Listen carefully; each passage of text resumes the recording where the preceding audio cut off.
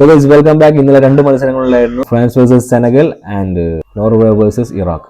രണ്ട് മത്സരങ്ങളാണ് ഇന്നലെ ഉണ്ടായിരുന്നത്. ഫ്രാൻസിന്റെ മത്സരം ഫസ്റ്റ് ഹാഫ് സെനഗലും ഫ്രാൻസ് ഏകദേശം കട്ടുള്ള ലെവലിലായിരുന്നു മത്സരം പോയിട്ടുണ്ടായിരുന്നത്. ഏകദേശം സ്ട്രോങ് ആയിരുന്നു. ഫിസിക്കലായിട്ട് സെനഗൽ കുറച്ചും കൂടി അഡ്വാൻറ്റേജ് ഉള്ള ടീമാണ്. ഫിസിക്കലായിട്ടായിരുന്നു അവർ മത്സരത്തെ സമീപിച്ചിട്ടുണ്ടായിരുന്നത്. ഫ്രാൻസ് ഫസ്റ്റ് ഹാഫിൽ കാര്യമായിട്ട് മൊമെന്റ്സ് ഒന്നും ഉണ്ടാക്കാൻ ഫ്രാൻസിന് കഴിഞ്ഞില്ല. എന്നാൽ സെക്കൻഡ് ഹാഫിൽ എത്തിയപ്പോൾ, കഴിഞ്ഞ വേൾഡ് കപ്പ് ഫൈനലിൽ എങ്ങനെയായിരുന്നു ഫ്രാൻസ് അർജന്റീനയ്ക്കെതിരെ സെക്കൻഡ് ഹാഫിൽ തിരിച്ചടിച്ചത്, അതുപോലെ ഒരു 60 മിനിറ്റ് ഇപ്പോൾ ഫ്രാൻസിന്റെ അറ്റകങ്ങൾ നിമിഷം തന്നെ മാറി. മൈക്കൽ ഒലീസ് ഒക്കെ കൊടുത്തിട്ടുണ്ടായിരുന്ന ഡിഫൻസിനെ കീറി മുറിക്കുന്ന പാസുകൾ ഇന്നലെ നമ്മൾ കണ്ടു. ഞാൻ മുമ്പ് പറഞ്ഞിട്ടുണ്ടായിരുന്നു, ഈ വേൾഡ് കപ്പിൽ ഫ്രാൻസും അർജന്റീനയും ആണ് ഏറ്റവും ഫേവറേറ്റ്സ്.